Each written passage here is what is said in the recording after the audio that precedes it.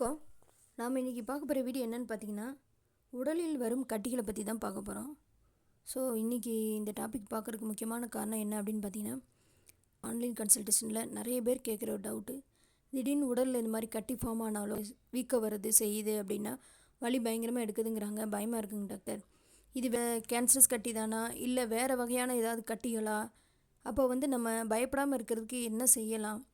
So இதுக்கு எப்படி நம்ம தீர்வு காண்றது அப்படிங்கிறத பற்றி இந்த வீடியோவில் பார்ப்போம். ஃபஸ்ட்டு என்ன அப்படின்னா, உடலில் ஒரு கட்டி ஃபார்ம் ஆனாலும் யாரும் பயந்துக்கணும்னு அவசியம் கிடையாது, சரிங்களா?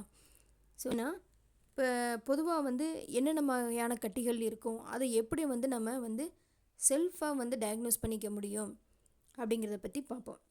ஃபஸ்ட்டு என்னன்னு பார்த்தீங்கன்னா லைப்போமா அப்படிங்கிறது. லைப்போமா அப்படிங்கிறதுனா கொழுப்பு கட்டி. ஸோ இந்த ஃபேட் அக்யூமுலேஷன் ஆகி அதனால் வர கட்டி தான் லைப்போமா அப்படிங்கிறது. ஸோ இப்போ இந்த லைப்போமா எப்படி இருக்கும் அப்படின்னு பார்த்தீங்கன்னா, ஸ்கின்னுக்கு அடியிலேருந்து தான் ஃபார்ம் ஆகும்.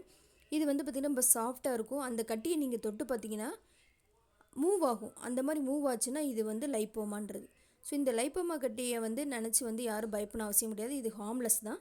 ஸோ இது மெயினாக பேக்கில், ஷோல்டர்ஸில், நெக்கில், ஆர்ம்ஸில் எல்லாம் ஃபார்ம் ஆகும்.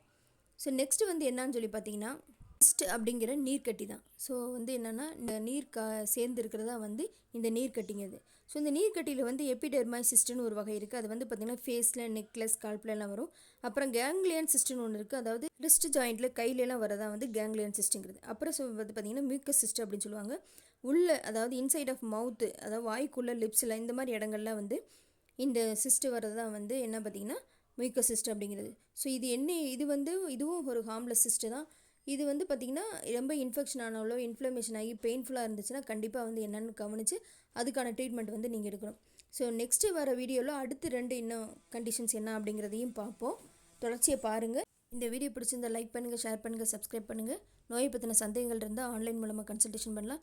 டிஸ்கிரிப்ஷன் நம்பருக்கு பேமெண்ட் பண்ணிவிட்டு அப்பாயின்மெண்ட் பண்ணிவிட்டு வாங்க. நன்றி, வணக்கம்.